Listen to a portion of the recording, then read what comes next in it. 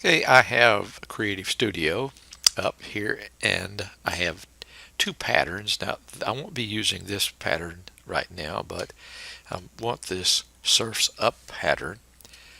The height of this is 6.53 and I want the pattern to remain fairly close to that uh, particular size. So I'm going to show you in the edge-to-edge mode. Now the edge-to-edge mode does a very good job of maintaining the mathematical calculations on nested patterns. And this is a deeply nested pattern.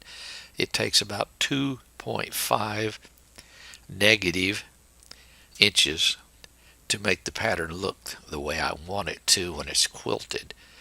So I'll click on the edge to edge icon and I need now to go down and set the upper left, upper right, lower left uh, areas. Here, before I do anything, I'm going to make my negative spacing negative 2.5. And then when I click the four corners and I put in the quilt length, it will figure everything for me. So I'll just go and click the upper left corner and follow the directions.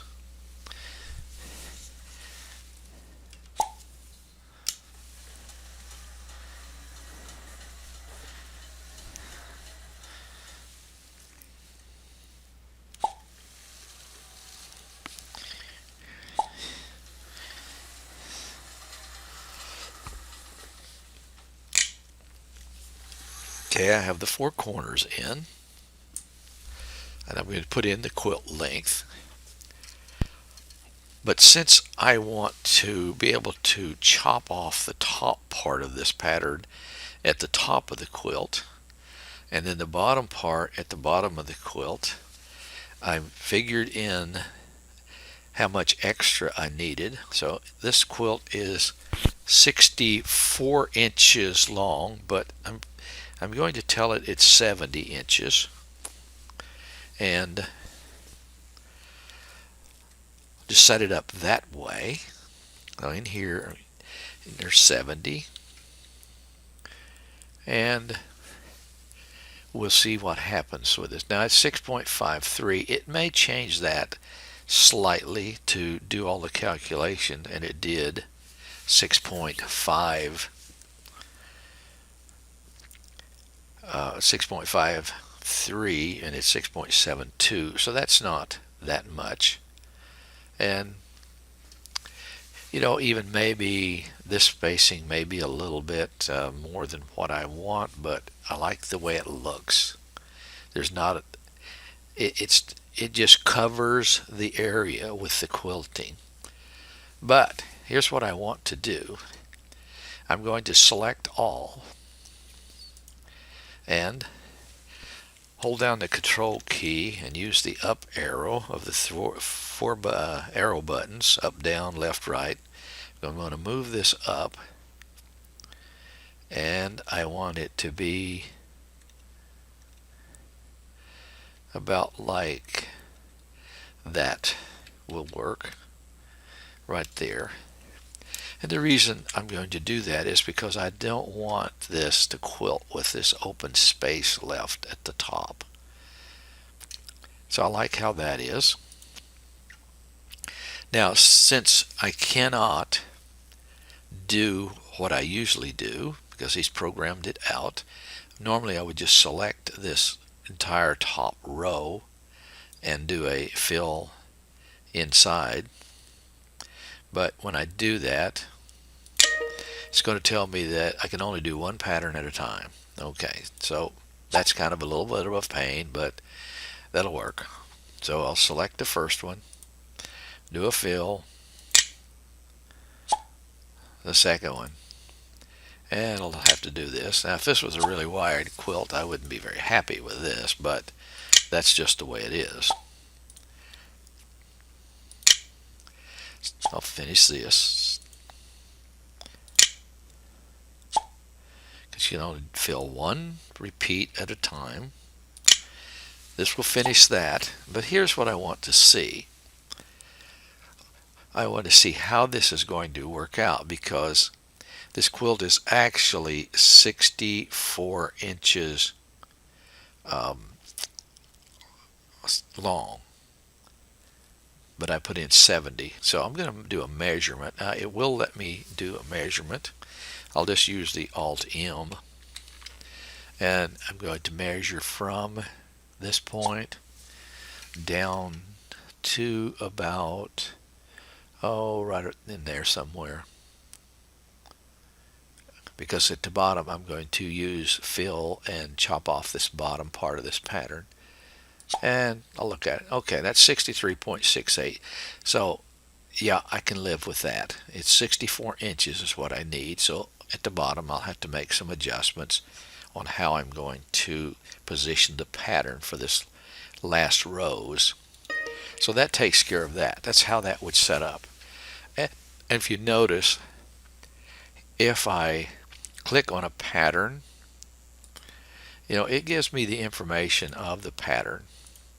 It's 6.72, and originally it was 6.53.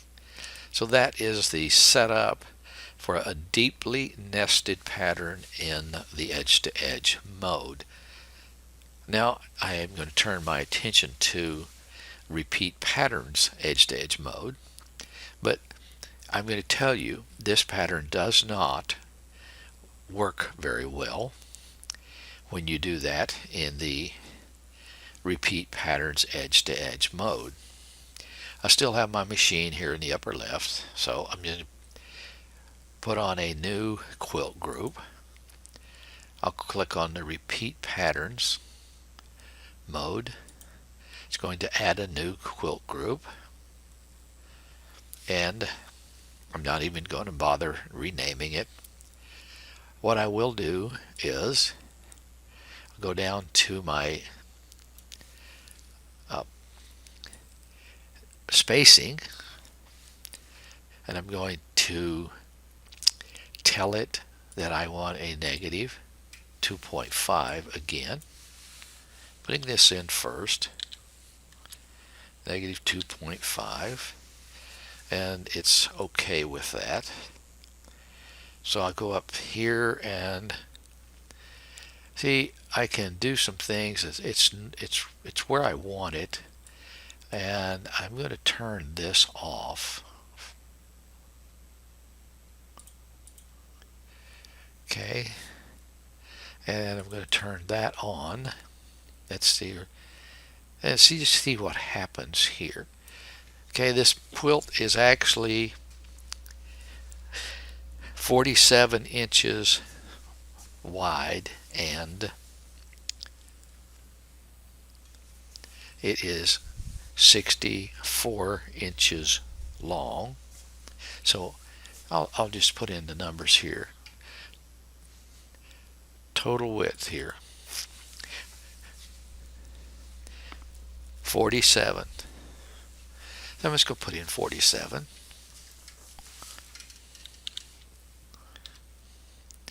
And total height is 64.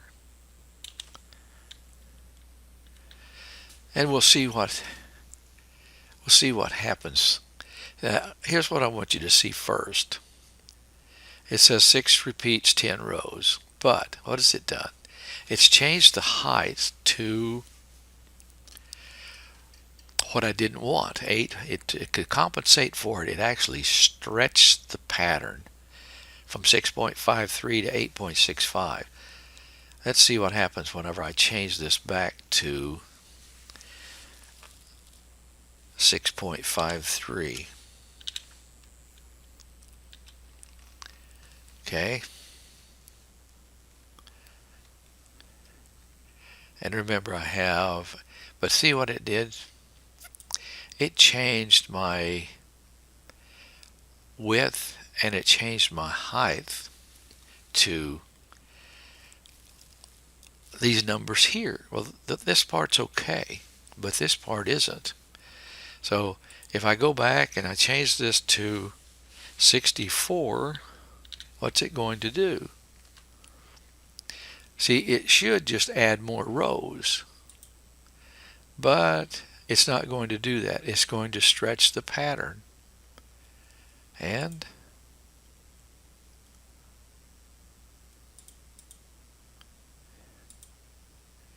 change that right there, and let's see what happens.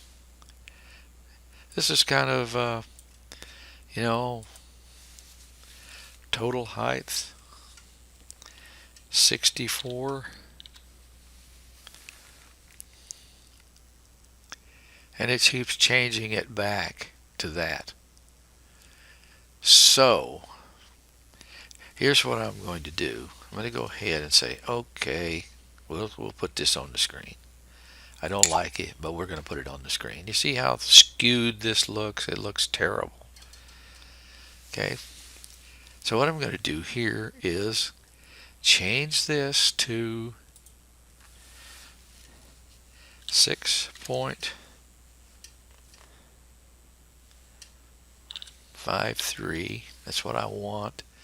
And look at what it does here. Okay, it's kind of like everything is all out of whack. So I'm going to select this and see what the width is. So here's what I think I'm going to do is just continue to add rows to this and see how many it takes to do what I want it to do. Okay, that's 62 right there. I'm going to add a couple of more rows. See, this is kind of a pain to do. Okay, that looks pretty good. So now I have it to where it's 48 inches, but I'll have to compensate for that. And if I make the total width 47, but I'll just adjust that when I get to it. So this looks okay. I'll close out this box and select one pattern and see it. Yeah, it is 6.53. That's exactly what I wanted. How big is the entire group of patterns? It's 48.67, and my patterns quilt's not quite 48 inches, but I can compensate for that. Here I'm going to select this pattern, and it's 47 by 64, and I will just put that on the screen.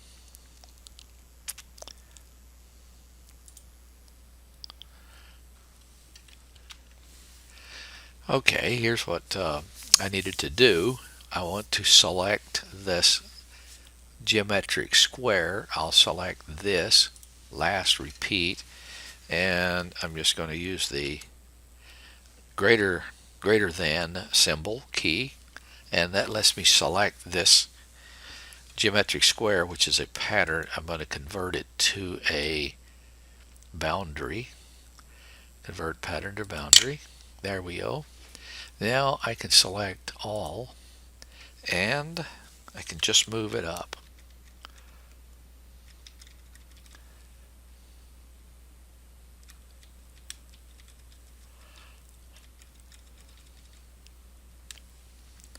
Okay, that looks pretty good. I may make a little bit of adjustment, but I won't do that until I get to the bottom of the quilt after I've quilted.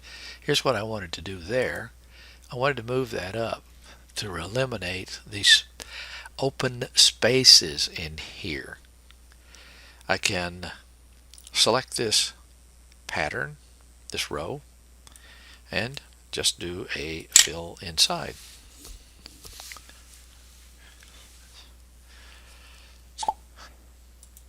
There we go. It's eliminated everything at the top of this. And that way I will not have any space that's not quilted. And when I get to the bottom, I'll select this bottom row and do the same thing. So that right there is how you can work with the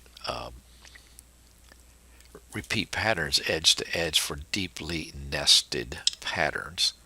I can just adjust this now. I have the entire field of patterns selected, so when I adjust it, it's not going to be noticeable at all. You can see how I like how this is. It fills up all these spaces. There's not an unquilted area. Thank you for watching, and I hope this video will be beneficial to many of you.